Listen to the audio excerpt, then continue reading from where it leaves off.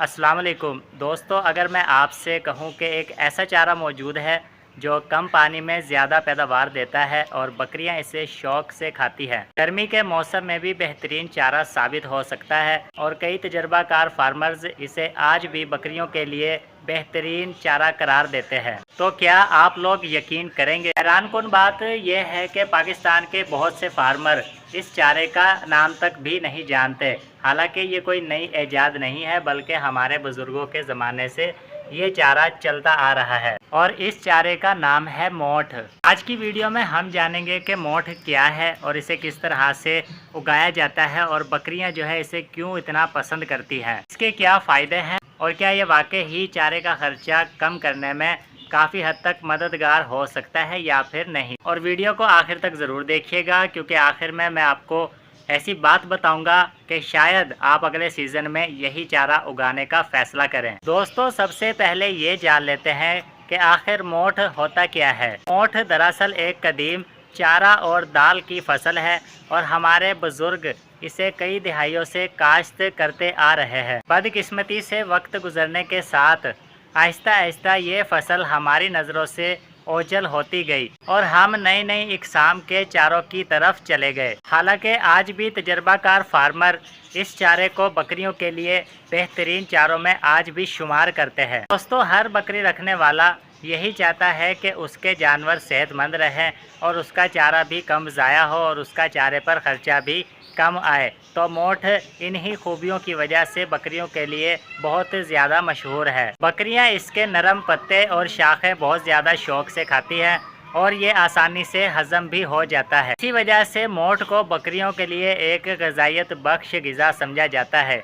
लेकिन एक बात याद रखें कि हर बार ही मोठ देना ज़रूरी नहीं है। अपने बकरियों के चारे को मुतवाज़न रखें ताकि बकरियों का जो टेस्ट है वो दिन ब दिन चेंज होता रहे और बकरियां जो है अलग अलग चीज़ें शौक से खाती रहें। ये नहीं कि सिर्फ एक ही चारा आप लोग बार बार देते रहें और फिर बकरियां जो है थक हार कर उससे ज़ाया करने लग जाएं।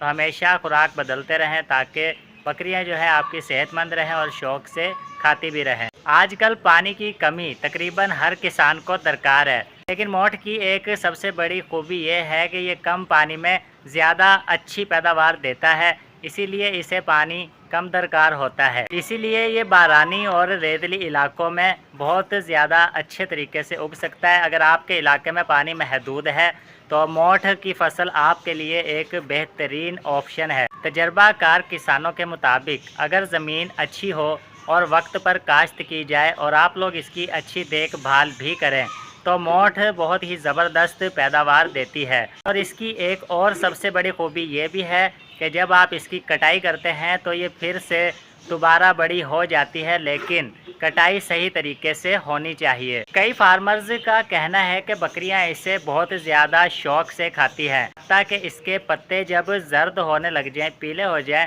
तब भी बकरियां इसका काफ़ी हद तक हिस्सा खा जाती हैं। तो यही वजह है कि काफ़ी गोट फार्मर्स इसे अपने बकरियों के लिए खुराक के तौर पर बहुत ज़्यादा तरजीह देते हैं और इसे अपनी चारा प्लानिंग में शामिल करते हैं। अलबत्ता अगर आप फार्म पर दूसरे चारों की फसल के साथ मोठ की भी पैदावार करें तो आपके बकरियों का जो है ख़र्चा चारे का वो काफ़ी हद तक कम करने में मदद मिल सकती है। अलबत्ता इसका इन्हिसार ज़मीन, मौसम, खाद, ये तमाम चीज़ों पर होता है, तभी इसकी फसल अच्छी और शानदार होती है जब मुनासिब देखभाल की जाती है। दोस्तों, आज हम हर नई चीज़ के पीछे भागते हैं, लेकिन अपने बुज़ुर्गों के आजमूदा तरीके नहीं आजमाते।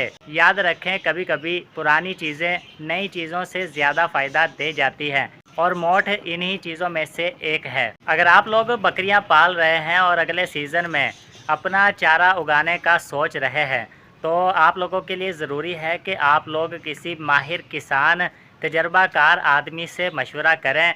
और अगर आपके लिए मौजू नहीं है कि आप बहुत ज़्यादा रकबे पर मोठ की फसल काश्त कर सकें, तो सबसे पहले ज़रूरी है कि आप थोड़े रकबे पर मोठ की फसल उगाकर इसके नताइज देखें और अगर आप लोगों को पसंद आए तो फिर इसे ज़्यादा रकबे पर काश्त करें। दोस्तों, उम्मीद करता हूं कि आज की वीडियो के बाद आप लोगों को मोठ की अहमियत का अंदाज़ा हो गया होगा और ये भी पता लग गया होगा कि मोठ क्या है, इसके क्या फ़ायदे हैं और किसान जो हैं क्यों इसमें इतनी दिलचस्पी लेते हैं और ये किस तरह से आपका बकरियों का चारा चारे का जो खर्चा है उसे कम करने में मदद करती है। इसी के साथ अगर आप लोग चाहते हैं कि मैं मोठ मुकम्मल फसल के बारे में आप लोगों को बताऊं कि किस तरह से काश्त की जाती है, बीज की मिकदार क्या है और किस तरह से पानी का हिसाब, ज़मीन का हिसाब होता है, तो कमेंट में लिखिएगा पार्ट 2।